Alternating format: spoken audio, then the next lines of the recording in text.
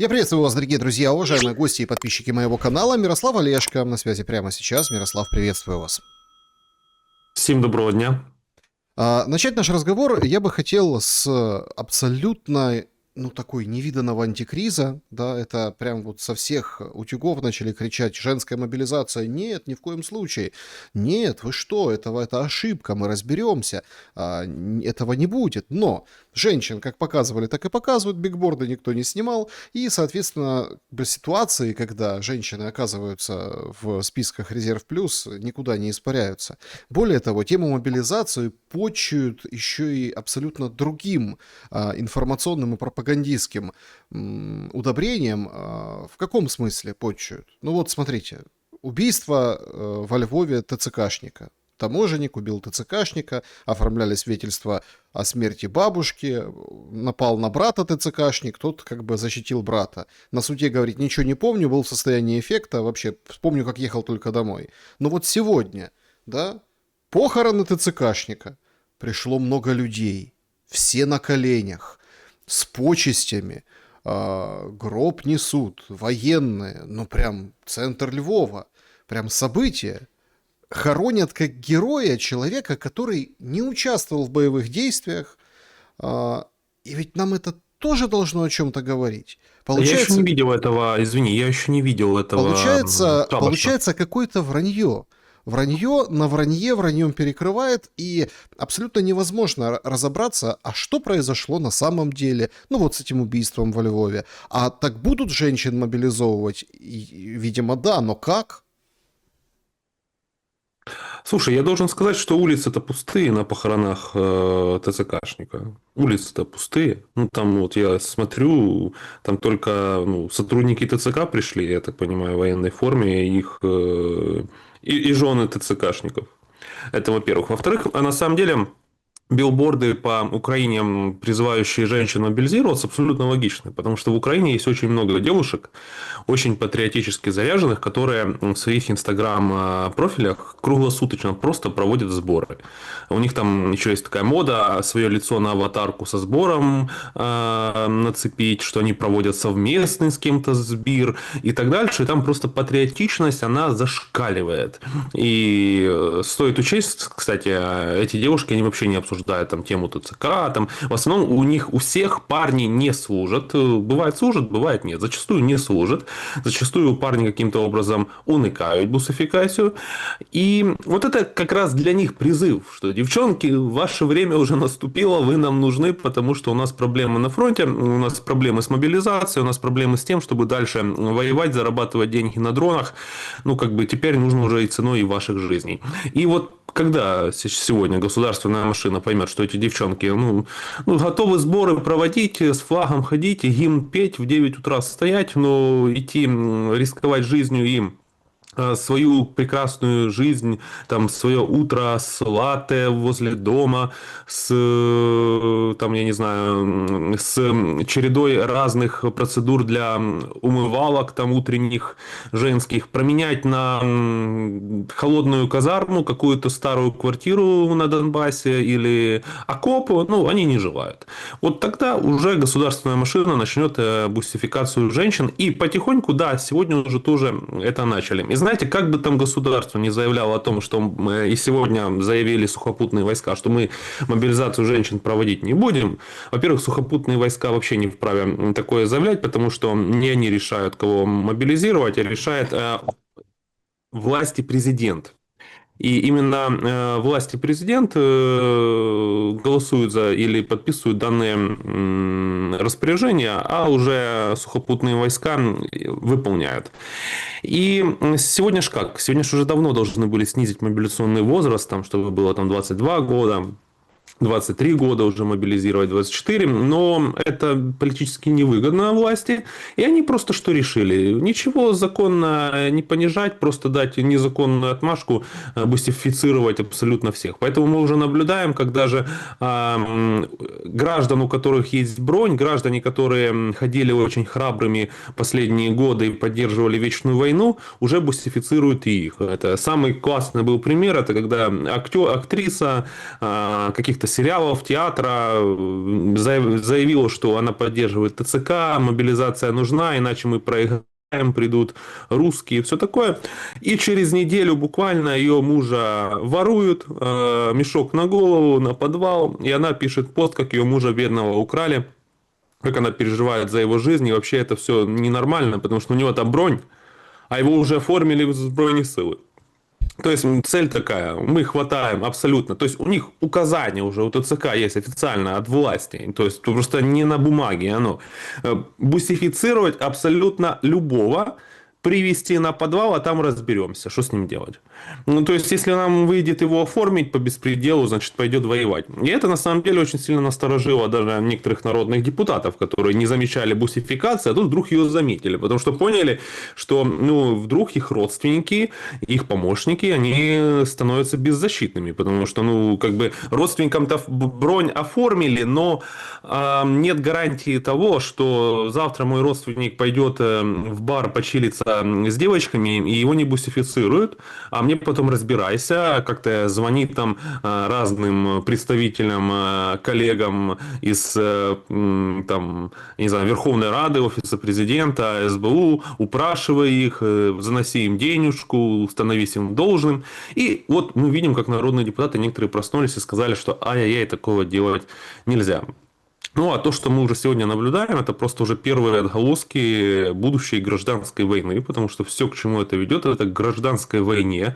Граждане во время убийства сотрудника оккупанта ТЦК показали, что они ну, не просто не поддерживают, они очень сильно радуются убийству военнослужащего Збройных сил Украины. ТЦКшника. Они настолько сильно радуются, что даже на провладных телеграм-каналах, таких как Труха, 95% это лайки и сердечки, и только 5% очень грустных смайликов. Но есть такая еще есть проблема, вот эти все политики, вот эти все ряженые, известные военные, они живут в своем мире, они живут в мире Фейсбука, может, ты тоже по Фейсбуку ходишь, там, да, и там видно, как они вот пишут публикации про ухилесов, ухилянтов и так далее, и они лайкают там друг друга, у них там собирается там по 2000 лайков, и они думают, что вот это вот вся страна за них, есть только поганые ухилянты. Они вот живут настолько в своей реальности, в том числе оппозиционные некоторые типа народные депутаты, что им кажется, что вот, ну, да все поддерживают ТЦК. Поэтому уже доходит до того, что там мэр Садовой пишет огромный пост о том, как ему жалко военнослужащего ТЦКшника. Правда, почему-то все его дети этого ублюдка находятся в Европейском Союзе, а не служат в Збройных силах. И вот сегодня устроили похороны с почестью по центру Львова ТЦКшника. Это при том, что когда обычные военные погибают на фронте, боевые люди, которые рискуют жизнью, защищают государство, их во Львові так не хоронять. З ними так не прощаються. Мер Львова напише багато слів про це. Там просто так от появляется тысячи могил на львовском кладовище. А вот когда убивают ТЦКшника, все боже мой. Потому что ТЦК это уже стал такой защитник режима. И всем мэрам, властям, они все же дружат с ТЦК. Они понимают, что только благодаря ТЦК они смогут дальше находиться у власти без выборов. И в том числе мэр Львова заинтересован дальше себе сидеть во Львове без выборов. Как бы зачем ему на это деньги тратить, там рисковать, скорее всего. А вдруг он проиграет в этот раз уже. И они все поддерживают ТЦК. Это так же самое, как тогда, давно, в 2013 году, в 2014 году поддерживали Беркут, члены партии регионов, потому что Беркут это был такой залог защиты режима. Но тут очень интересно, что те люди, которые поддерживали тогда Майдан, Евромайдан, которые говорили, что Беркут это бандиты, Беркут нужно арестовать, и что граждане имеют право на самозащиту от Беркута. То есть, ну, если там Беркут напал на студентов, то на следующий день уже вышло 1 миллион человек, которых закликав выйти, там, в том числе Мустафа Наем. А сегодня, когда ТЦК, ну, фактически тоже государственная такая машина, бьет, не только бьет людей, а еще и убивает, берет на подвал в плен. И мы видим уже новости, не то, что там студентов побили, там ребенка годовалого ТЦКшники побили. Багатодітного батька довели до состояния комы. сбили машиной ТЦК женщину беременную, тем самым риск для ее нерожденного еще ребенка огромный. И все они молчат и не призывают выходить на Майдан. И говорят, что это абсолютная норма. Ну, просто вот не выполняют законные приказы граждане, поэтому как бы у ТЦК не остается других как бы вариантов. Ну так слушайте, ребята, а что же вы так тогда не говорили в 2013-2014 году, что ну, как бы, студенты не выполняли законный приказ Беркута уйти с территории центральной площади Киева, и тем самым Беркут использовали законную силу. Ну как бы логично, да? И ты, если об этом спросишь, а я бывает уже не выдерживаю от этого лицемерия, это я как человек, который был тогда студентом, поддерживал, разумеется, Майдан. И ну, я не выдерживаю этого лицемерия, потому что я всегда остаюсь на своих принципах, что граждане имеют право законно, если чувствуют, что государство где-то поступает не в интересах народа или нарушает их права, граждане имеют право на спротив. И если в 2014-2013 году отбитые в партии регионов не понимали, куда все движется, и не могли уволить по щелчку пальца Захарченко, то сегодня те, кто захватили тогда власть, как бы сменили партию регионов, да, они сегодня тоже живут в этом мире, где не понимают, куда все движется. Только если партия регионов могла хотя бы убежать на территорию Российской Федерации, то куда этим бежать? Этим Лондон. некуда бежать. В Ну, Лондон. в Европу, ну слушай, ТЦКшники в Европу не убегут. Если Беркут спокойно выехал в Россию, ТЦКшников в России никто не ждет. Ну, а Европа их спокойно выдаст, потому Я что бы там смотри. серьезная статья уголовная. Это кража человека, там, Я 114 или какая. Тут очень, И очень важный 8 лет момент. в СИЗО. Я эту параллель поддерживаю с одной стороны, со стороны незламных потушников. То есть тут как бы я разделяю. Но сравнивать ТЦК и Беркут я не берусь, потому что масштабы другие, машина другая, смыслы другие, Не, коррупционная масштабы другие, составляющая но другая. Плюс мы видим, что это была технология. Вот уже сейчас, оглядываясь назад, ну это технология, зверячее побыття, вот эти вот все вещи. Но пример правильный с точки зрения вот этих патриотических фоточек, инстаграмов, сборов, вот этого Стерненко, да, который фактически сделал то же самое. Ну, он там, ему что-то угрожало, а уж он еще не убил, дошли до этого, он, конечно. он убил человека. Понимаете, и сейчас там что-то рассуждает там, про войну. Он советник целого министра. То есть, итак, то есть я отметаю общее, там, ну, там, по параллели ТЦК и Беркута, но в принципе с точки зрения граждан, но это означает, это просто следующий шаг логический, значит, с гражданами что-то произошло такое, что они не способны больше ни на какое сопротивление и протест. Плюс сразу возникают вопросы, а насколько искренним были тогда порывы этого сопротивления и протеста. Печеньки на борьбу с ТЦКшниками никто не раздает. Более того, сейчас вообще зажали любое финансирование. И складывается, я еще иду дальше, впечатление, что это устраивает заказчиков, западных партнеров, они не видят, они закрывают глаза, и им нормально.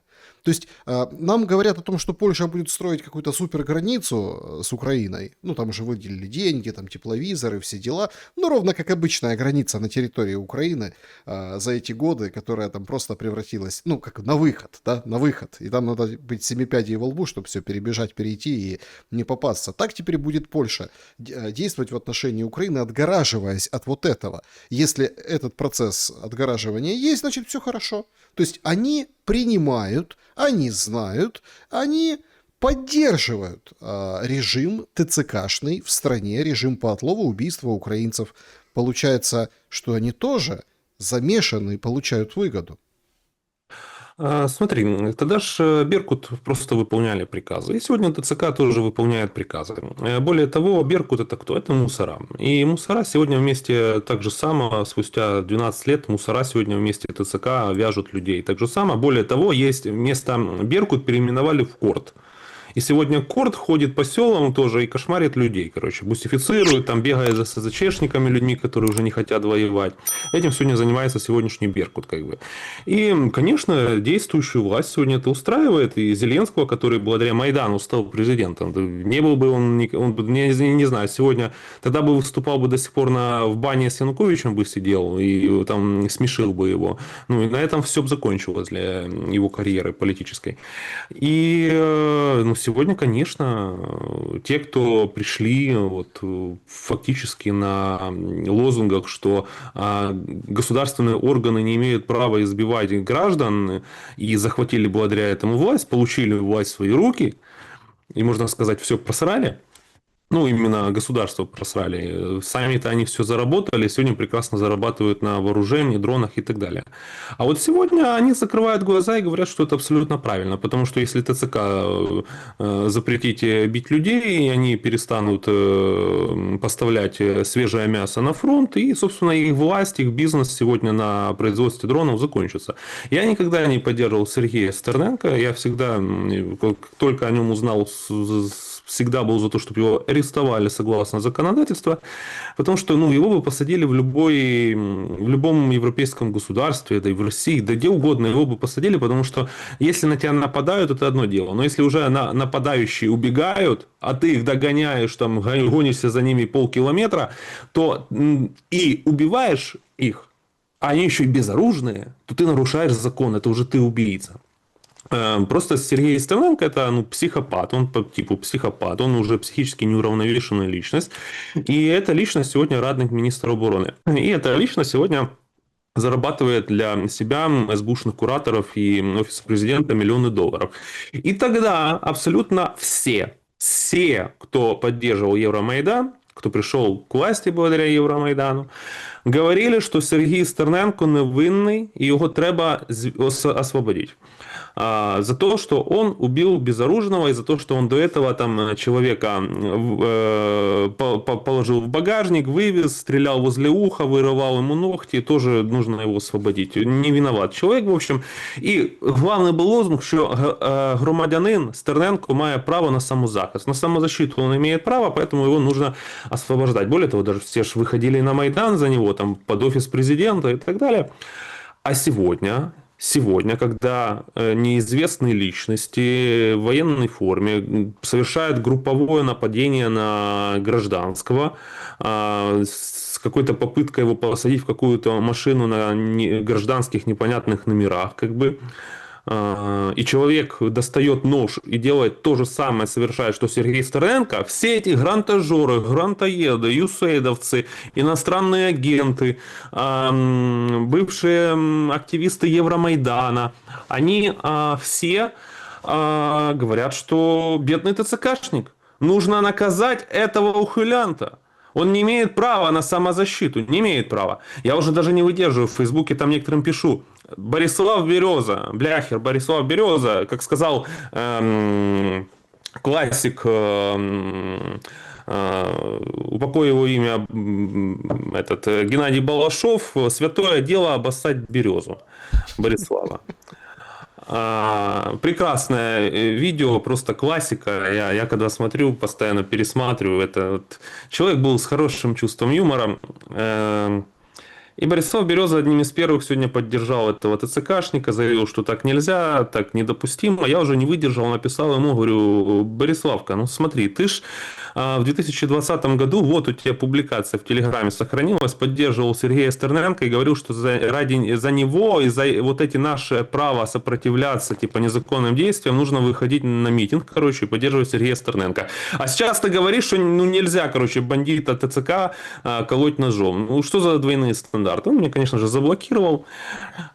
И вот в этом все. То есть тогда Борислава Березу все это устраивало. Он благодаря этому пришел к власти, ну, потому что не было бы никакого там пресс-секретаря правого сектора еврея, если бы не Евромайдан.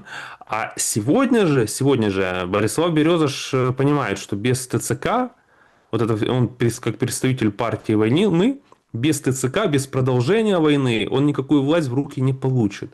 И у них сегодня цель, а они же типа оппозиция к Зеленскому, у них цель не закончить войну и прекратить издевательства собственной армии, собственных военнослужащих и мусоров над народом, а у них просто тема сместить Зеленского, взять на себя все потоки, продолжать войну и дальше вести ту же самую риторику. Более того, Березаш, как оппозиционер, говорит, что вот недостаточно Владимир Александрович Зеленский поддерживает сегодня ТЦК, недостаточно этих ухилянтов наказывает оппозиция. Я уже смотрю, там его уже подписчики уже в шоке немного. Там в Фейсбуке у него еще поддерживают его там ряженые жены ТЦКшников, а в Ютубе я открываю комменты, пишут, да сумасшедшие или что. Но у них уже другое не получается. Они понимают, что они уже риторику сменить не могут, другую позицию занять не могут. Это будет очень странно для тех, кто их поддерживал последние пару лет. И они продолжают эту риторику. Риторику партии войны. И граждане, даже уже знаешь, военнослужащие, их жены, бусифицированные, все уже понимают, что за партию войны голосовать нельзя. Что это все одна шайка. И А что других у нет. этой шайки двойные стандарты абсолютно. Как по Булгакову, процитирую я помощника профессора Преображенского, других нет. Так никаких не поддерживаете, получается, если так немножко переиначить. И тут действительно мы сталкиваемся с проблемой, что да, то есть только партия войны, а партии мира нет никакой. Плюс вот это вот сейчас, вот этот вот цирк, я это рассматриваю как цирк в Верховной Раде, устроенный конкретно Зеленским, конкретно под момент давления со стороны Америки. Хоть там и говорят, и мне мои эксперты здесь говорят на канале, и вообще говорят, вот нет, Америке там не до того, они вот не будут давить на Зеленского, чтобы тот... Хотя Зеленский сам открыто везде, на всех эфирах говорит, что на меня давят американцы. Ну, то есть вот Америка давит, уходить из Донбасса, да, условно, да, и тогда война, в общем, жизни спасутся многие, и как бы потом уже будут другие цели, россияне и украинцы, да, будут добиваться уже там другими путями, плюс это пасхальное перемирие, с которым выскочил за 2 недели Зеленский, как-то так тоже достаточно выглядит как политтехнология. Так вот в чем смысл. Мол, американцы не будут давить на Зеленского, не будут. Но на всякий случай кризис в Раде рукотворный создан ровно для того, чтобы выйти и сказать: «Эй, ребятушки, смотрите, так а что, вы с ними хотите как бы договариваться, чтобы они там что-то ратифицировали? Они вообще тут разброд и шатание. Со мной только, со мной только».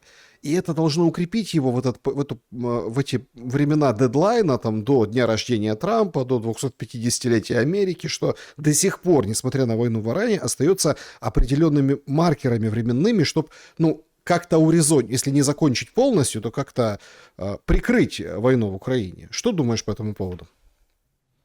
Я думаю по этому поводу, что Зеленский сегодня пытается сделать все возможное ради того, чтобы дальше удержаться у власти. Знаешь, я понимаю, что в будущем всплывут такие факты о Зеленском, что людям, которые его до сих пор поддерживали или голосовали за него, станет абсолютно просто даже уже стыдно. Потому что те вещи, которые он делает в офисе президента вместе с Ермаком... Знаешь, вот если бы я услышал где-то... Вот я бы не поверил. Я бы не поверил, что такое может быть. Там и наркотики, и не только. И об этом станет публично известно в будущем. Уже с очевидцами, со свидетелями и так дальше. И я когда вот это все слышу, истории от очевидцев, я понимаю, что государством управляет просто наркозависимый. И вот эти видео, где мы видим, как он нос постоянно трет, не просто так, он нос постоянно трет, дырочки в носу уже, раздражен носик от порошочка. И это не шутка. Это не шутка. Это факт.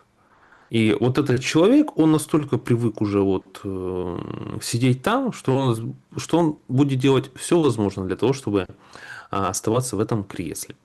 В том числе проводить все вот эти спецоперации по дискредитации Верховной Рады самими же народными депутатами и так далее. А в Верховной Раде сегодня нет уж никого, кроме пары народных депутатов, и то, которые либо сидят в тюрьме, либо убежали, которые способны противостоять президенту и его вертикали, которые способны положить конец войне. Они же хотят, наоборот, продолжения войны. Это же не в интересах народных депутатов, которые просто так получают ежемесячные конверты, зарплату уже им подняли, такая у них довольно даже официальная высокая зарплата. Они могут спокойно ездить за границу, если захотят, отдыхать в Буковеле, у них все родственники забронированы. Поэтому они хотят продолжения дальше этого банкета на крови. Но рано или поздно это закончится, и когда это закончится, вот они же сами были раньше на Евромайдане, видели, как убегали некоторые представители партии регионов, да, но они же тогда говорили, что там, сколько там, погибло 100 человек на Майдане, да, а сейчас погибли сотни тысяч, и еще ихними же бандитами убиты уже сотни гражданских. Куда и как они будут убегать, особенно если учесть, что аэропорты закрыты, а границы и горы все же сами же позаминировали. Но не суть. Я хотел еще раз вернуться к теме ТЦК, что я лично считаю, что это, во-первых, оккупанты, внутренние оккупанты. И сегодня вот допустили самую огромную ошибку, потому что в России такого нет. Мы там киваем на Россию, но российская армия не пошла против своего народа. Сегодня в Кремле хватило мозгов не направлять собственную армию против собственного населения ради бустификации и мобилизации на фронт. В это же время украинская армия, а я много раз просил отделить ТЦК от Збройных сил Украины, ну, чтобы просто не позорить честь нормальных военнослужащих, верных присяге, этого не сделали, они ходят в форме Збройных сил, и там все государственные органы и Министерство обороны подчеркивают, что это військовослужбовцы. То есть собственную армию направляют против собственного народа. Собственная армия убивает собственный народ. У меня тут вопрос возникает риторический. Смотрите, вы в 22 году абсолютно логично ныли, что российские военнослужащие в Буче убивали мирное население. Но это ж как получается? Мужчины в Буче не хотели выполнять приказы военнослужащих Российской Федерации, и мужчин убили. А сегодня, получается, мужчины не хотят выполнять приказы украинских военнослужащих, и мужчин убивают, доводят их, разбивают им головы, держат их на подвалах. Почему российским солдатам можно было это делать, точнее, почему российским солдатам нельзя было это делать, а украинским можно? Нет, смотри, тут как бы тут тоже. Вот опять очередной саммит Бучи на этой неделе. Он же там не показал никаких плюс-минус. Смотри, я не о том, внимание, было, это не было. важно. Я о том, просто, как говорит государственная пропаганда. Я понимаю. Пропаганда говорит так. Но давайте тогда откатимся еще назад по поводу собственной армии, которая убивает собственный народ. А как тогда классифицировать начатую Турчиновым АТО? Ну вот как? Нет, понятно, там это ополчение какие-то, снабжаемые помогали там россияне вот этим ополченцам, казачкам разного рода, там Гиркиным, Стрелковым. Но мы задействуем и в этой борьбе убивали народ свой же на Донбассе с 2014 года. То есть, понимаешь, тут очень интересно вот это все переплетается. Я считаю, что это прям очень здорово, что мы открыто вот это вот так вот рассуждаем и говорим. Пришло это время, когда вот ты сравниваешь ТЦК и Беркут, да, но опять-таки не в целом, не в общем, а в плане там, ну, типа режим, защита, ну так, теоретически. А давай тогда теоретически посмотрим и на вот эту историю. Причем военный человек, внимание, это военный, это обученный, это человек, который выбрал эту профессию. Они есть в любом народе. У нас же сейчас, что из себя представляет армия? Ну вот, это наловленные, которых похватали, поунижали, поубивали, в общем, и выплюнули. А потом они все такие стали: о, ты теперь стал героем.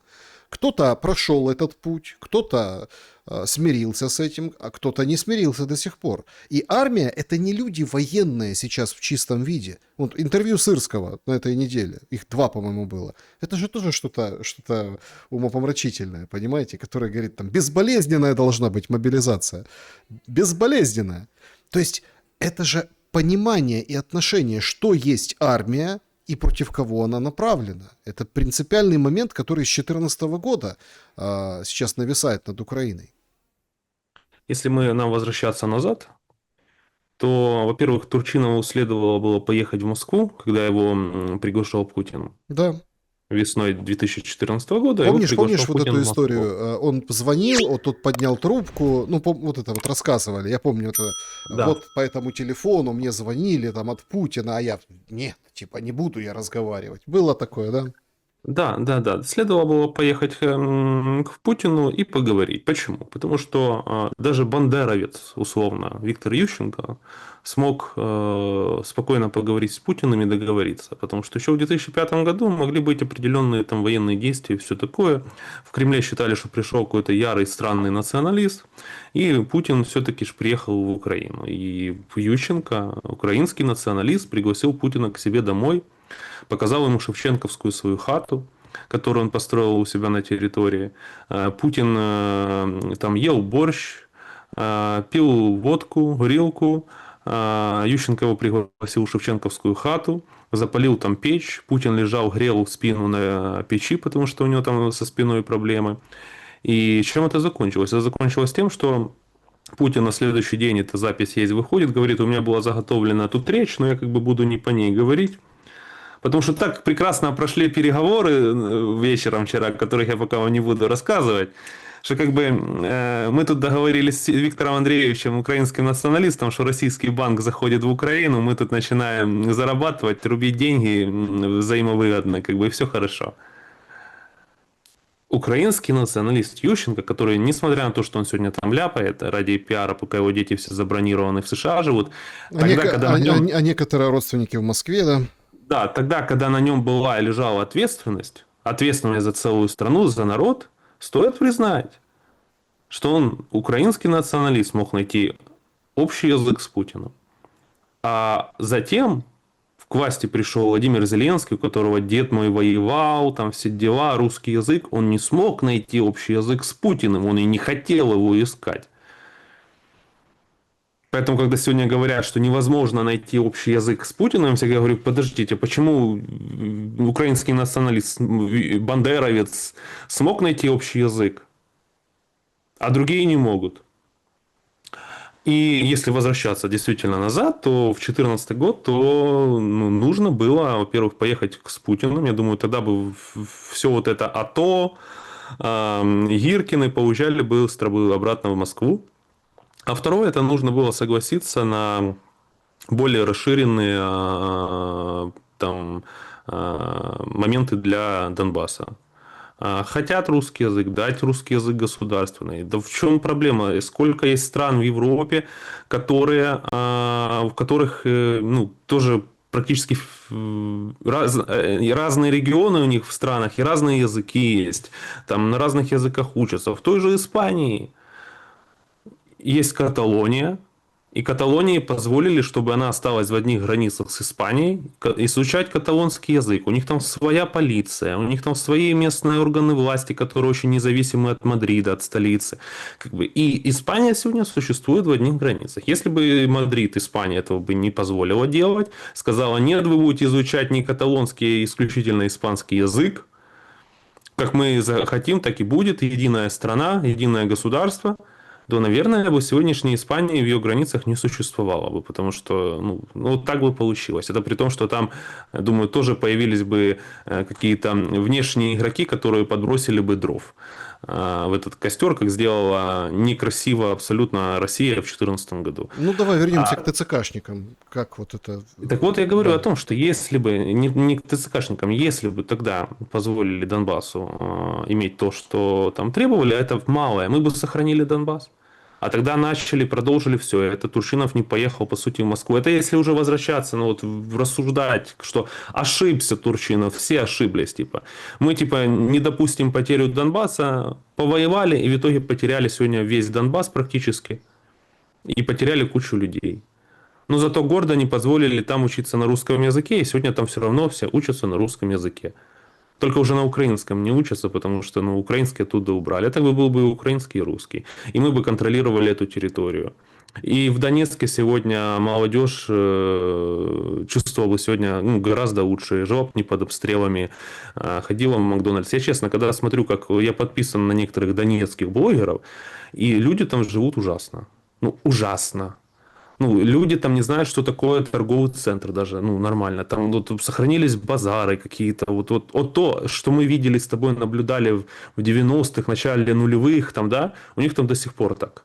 Там люди Это не живут как в извращенное. Москве, как в Послушай, Ростове, нет, как в нет, это Киеве. извращенное впечатление, потому что Украина, ну, как бы катится туда же, понимаете? Война это хороший И усреднитель. Украина катится туда же. Хороший И она там усреднитель. будет. Я просто говорю о том, что люди живут там хуже, чем жили тогда в 13-12 Нет, так году. все живут... Стоп, все Если живут бы хуже, тогда чем в сохранилось 2013 все году. это, Стоп, жили бы стоп, все стоп. прекрасно. Да, хуже, чем в 2013 году живут все. Все.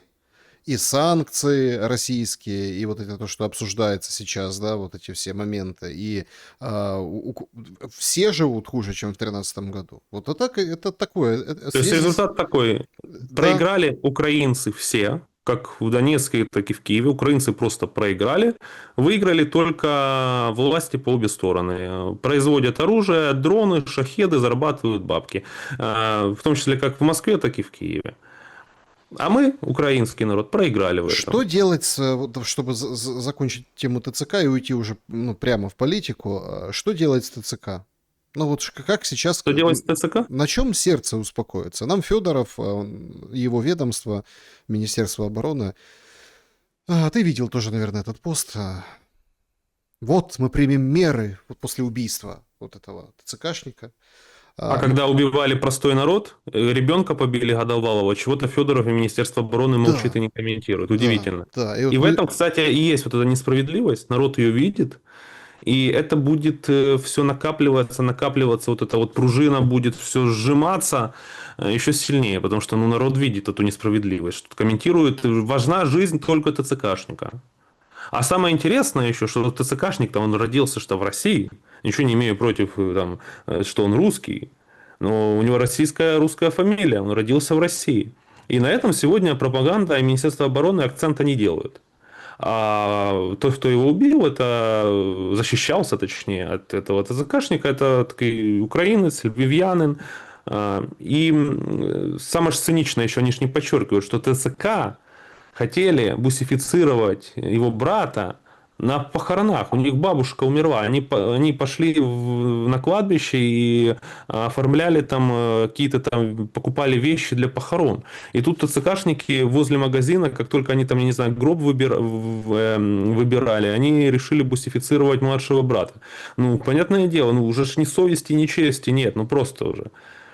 Я не удивляю, я вот жду, когда они уже будут вламываться в храмы Православной Церкви Украины ПЦУ, и там тоже мобилизировать прихожан.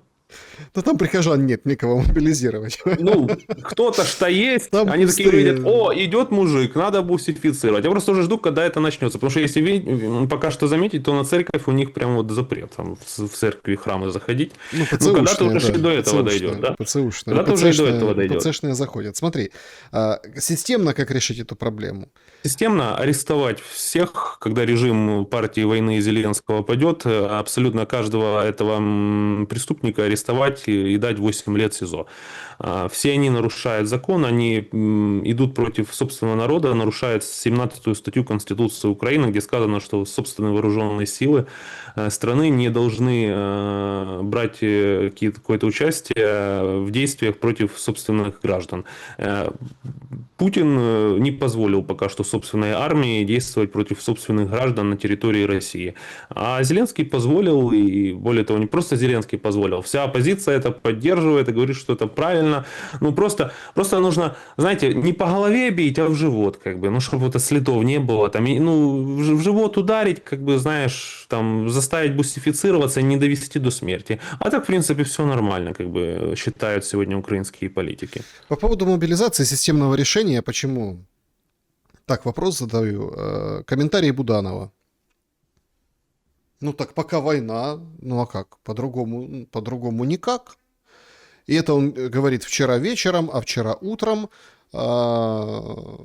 Зеленский в одном своем интервью, там, где он говорит, что на фронте все хорошо, впервые за 10 месяцев, ну, как бы лучшее положение вещей, там, где он там рассуждает о том, что дайте нам эти СААДы, ну, вот эти круче Патриота ПВО с Ближнего Востока, там, где он вот потужничает, он говорит, а я доволен Будановым.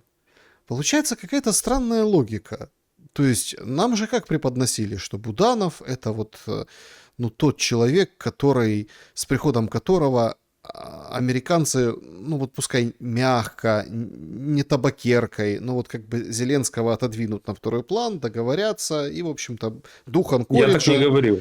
Нет, ну говорили так, что дух Анкориджа, как бы он прорвется, и, в общем-то, война утихнет. Да, будет никому не нравиться, будет там похабный мир воспринят и со стороны России, и со стороны Украины, но типа вот такой план. Сейчас мы видим, что Буданов не просто плод от плоти, а так, знаете, ну, а он сейчас вообще глава офиса президента, потому что как бы один Ермак и люди Ермака сейчас, да, вот крутят этой страной как раньше, так и сейчас, просто из бэк-офиса, а не с самого офиса. Ну, начнем с того, я всегда был против Буданова. В том числе я помню, записывал в своем YouTube-канале видео первого интервью Буданова. Тогда Арестович взял у него комплиментарное интервью. Я тогда впервые, наверное, выступил против Алексея Арестовича, потому что ну, я был против смены Бурбы на Буданова. Потому что, ну, во-первых, это крыса, которая ради того, чтобы получить должность, врала на своего коллегу Бурбу, что никакой там спецоперации Вагнер не было. Как бы это уже было понятно, что это, ну, что это крыса, которая ради должности вылежит Ермаку и Зеленскому, где возможно только. Поэтому кто надеялся, что он будет каким-то оппозиционным в плане переговоров к Зеленскому человеком, ну, это, ну, я таким не был. Я, наоборот, был... На самом деле я был рад, что Буданов наконец-то уже станет главой офиса президента, потому что из него же готовили такого оппозиционного военного лидера партии будущей там, и так дальше, что он же военный, он не вместе с Зеленским. Да? Мне нравится, что Зеленский их всех запачкал. Запачкал Притулу сейчас, Стерненко, Буданова и прочих. Но Буданов на самом деле сегодня же сказал правду. Это Миша Федоров пытается сохранить свой имидж, что он такой молодой, прогрессивный, как бы я сейчас сделаю реформу, как вот здесь сделал, и тут сделаю, как бы. Но только когда Миша Федоров пришел сейчас к власти, стал министром обороны, количество убийств, избиений и теперь уже и пострадавших детей только приумножилось. Но он дальше продолжает эти обещалки давать, тем более... Когда у Миши Федорова никто из семьи не служит, не воюет, его племянник находится в США 26-летний. К себе он взял советником ухилянта Сергея Стерненко, который, когда был объявлен в розыск ТЦК, выл как маленькая девочка, что он не пойдет воевать, как бы он в тылу корыстнейший. А Буданов тут сказал абсолютно правду просто и поставил, можно сказать, немного Федорова сейчас и всю эту компанию, которая просто пытается выиграть время, рассказывая народу сказки, пока народ боится выйти уже на улицу, что вот скоро мы проведем какую-то реформу. И Буданов тут, Буданов просто уже тут не захотел врать, наверное, когда ему журналист там или ручной задал этот вопрос. Ну что он скажет? Ну какую реформу, если ну как ты людей по-доброму, по-хорошему заставишь за нас идти погибать, рисковать своей жизнью, забросить свой бизнес, работу в карьеру, которую ты строил, там, бросить свою семью, бросить теплую кровать женским теплом и уйти, короче, спать с крысами, мышами в окопе. Ну, только силой, угрозами, насильствием. Других способов нету у этого режима. И они это будут продолжать делать. И это закончится тем, что они настолько сильно разозлят народ, что ну какие выборы выиграть? Знаешь, они, ну вот недавно даже Виталий Портников в интервью дал пропагандисту офиса президента, забронированному мальчику, и там сказал, что смотри, ну, выборы выигрывали те, кто обещает мир и договориться с Россией. Украинцы всегда выбирали тех, кто обещает договориться с Российской Федерацией. Как бы. Это был Кравчук, потом Кучма, потом Янукович, Ющенко не в счет. Но Ющенко как раз смог договориться нормально с Российской Федерацией, на удивление, хотя никто не рассчитывал на это. И потом голосовали за Порошенко, и потом за Зеленского. И он сказал, что типа вот партия войны, она никогда не выигрывала. Или те, кто говорили, что они против мира и нормальных каких-то отношений с Россией. Но просто Портников уже промолчал, но было понятно, что ну, вот прямым уже текстом говорит, что ну ребята, Зеленский и тех, с кем я сегодня работаю, тоже выборы не выиграют и проиграют. Следующие выборы Зеленский и вся эта кампания, партия войны, Притула, Стерненко, Федоров, никто не выиграет с Будановым. Выиграют люди, которые не будут обещать и, главное, будут выполнять это, налаживать отношения с соседским государством, потому что иного выхода у нас нет. Потому что вечно воевать – это путь в никуда. Как Это ты, путь всем в могилу. как ты относишься к венгерской драме Украины? Я вот так даже выражусь, потому что, понятно, сегодня там новость прошла на поле маркет, ну, это ставки, букмекеры, там все говорят, Орбан проиграет. Понятно, что там, ну, это же прям просто, это прям какой-то, я не знаю, это прям детективный сериал. И прослушка тебе, и инкассаторские машины, и деньги, и заявления, и я сейчас солью твой адрес, Орбан. И Орбан, он включился в эту игру на фоне избирательной кампании, там, обращения записывает, говорит, я не боюсь, вот я здесь. В общем, и крутится все вокруг дружбы. Но можно было бы просто это оценивать как какой-то, ну, смешной политический, исключительно как политический какой-то театр, да, или какой-то спектакль, если бы не было дружбы нефтепровода и заблокированных 90 миллиардов, которые, я знаю, многие и в комментариях напишут, все равно какие-то деньги дадут. Дадут не так, дадут эдак. И будут там эту Украину поддерживать, этот режим имеется в виду, не эту Украину, этот режим поддерживать, и будут вот это вот все. Но это серьезнейший удар. Это уже аукнется в конце апреля серьезным кассовым разрывом. Дальше хуже. И Bloomberg не просто так, не с потолка берет данные, когда говорит, что июнь деньги заканчиваются. Если бы не было вот этого конкретного эпизода, можно было бы это рассматривать как политическое шоу. А так это, ну, игра достаточно на серьезную ставку.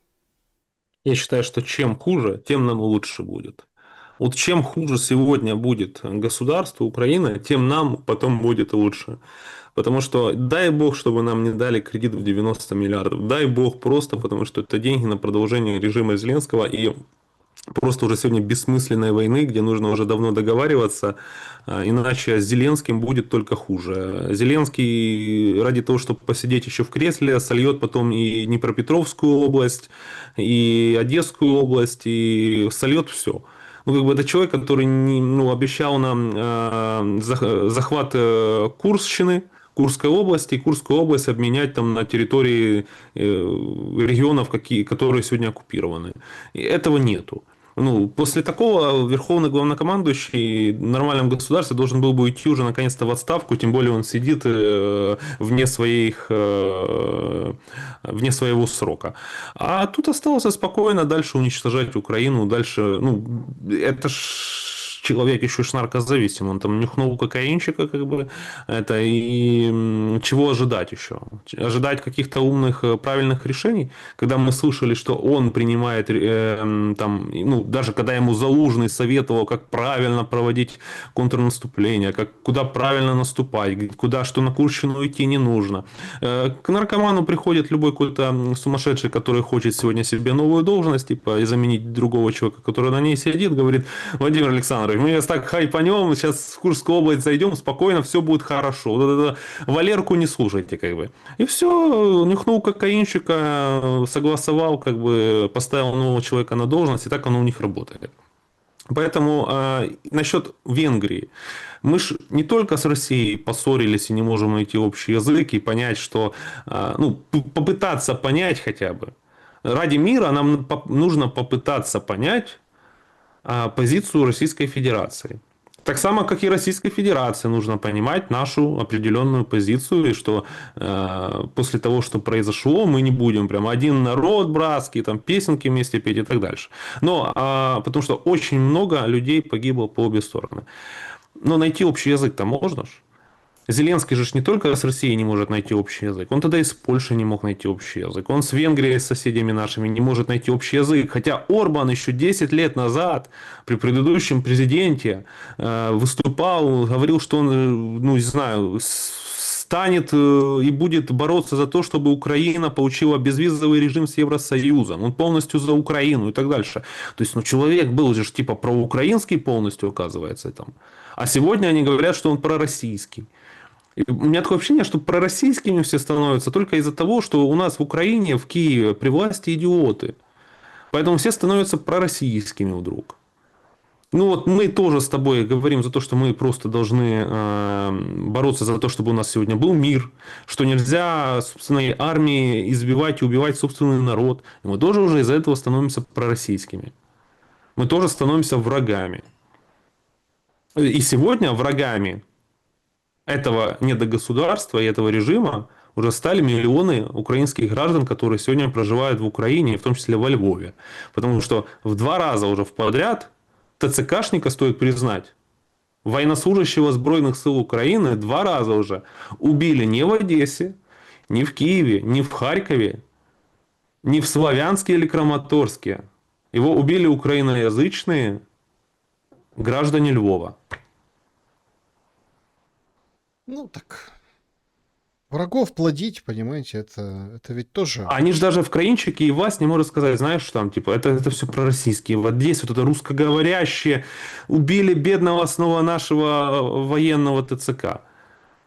А тут что скажешь? Так, это что, 2-й раз уже україномовний патріот, бандерівець, скорее всего, вбив внутрішнього окупанта? Та ні.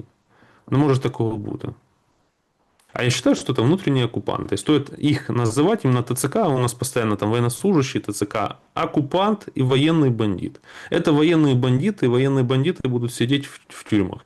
И зрителям, которые нас смотрят, я просто желаю выдержать это все, сидеть дома. Если у вас есть родственник, которого могут бусифицировать, помогите ему прожить как-то эти месяцы, годы дома, не выходить из дома, избежать бусификации, потому что гораздо дешевле поддерживать жизнь родственника, который не работает и живет у вас в квартире и играет в PlayStation, чем его отправят на фронт, и вам придется ему покупать много разного шматья, условно говоря, а затем, если он еще будет раненый, искать деньги ему на лечение. Это гораздо дороже обходится. А еще нервы ваши. Это ж сколько вот, знаешь, когда говорят, ну, ты повинен захищати, идти защищать свою семью на фронт. Ну, это ж неправда. Это причем неправда, как и в России, когда говорят, ты должен там идти защищать Россию там, и свою семью. Вот именно вот пропаганда. Вот по обе стороны. Вы должны идти защищать свою семью. Ты не защищаешь свою семью, потому что твоя семья вдруг начинает за тебя переживать круглосуточно. Женщины, матери не спят круглосуточно, когда ты не выходишь на связь. А если ты, не дай бог, погибнешь, это такой стресс. Ну, я просто наблюдал, как Люди меняются, да. погибал мужчина. Да, женщины меняются. Не-не, у женщины через год уже был рак от нервов. Потому что рак, он происходит больше всего из-за нервов. У кого-то были инсульты. То есть мужчина своим решением или нежеланием избежать военной службы, он пререкал всю свою семью. Он погибал, а затем погибали члены его семьи, которых он якобы, согласно пропаганде украинской и российской, должен был уйти защищать на фронт. Да, Мирослав Олешко. Я хочу вспомнить также и про то, что я вот недавно мне попалось видео, очень хорошее видео, мне как муж и жена в России приняли решение, что их мужчина пойдет в СЗЧ. То есть он уже не выдержал 2 года воевать и тоже ушел в СЗЧ, его посадили на 3 или 4 года, он вот сидит, женщина ходит туда, его поддерживает. И я тоже желаю этим женщинам держаться, выдержать все. Я очень надеюсь, что ваших мужчин освободят, потому что они тоже приняли верное абсолютно решение, как и принимают и украинские мужчины, уходить в СЗЧ и не воевать за чужие интересы. Потому что в данном конфликте уже давно можно договориться мирно, без использования чужих жизней. Мирослав Олешко был моим собеседником сегодня. Спасибо за время и мысли. До свидания. Да, действительно, друзья, очень много и СЗЧшников, и действительно, наверное, тут нужно думать о завтрашнем дне. Спасибо большое, что посмотрели это видео. Напишите в комментариях, с чем согласны, с чем не согласны, точечно, в общем. Берегите себя и друг друга, что бы ни произошло. Добра и света. Увидимся.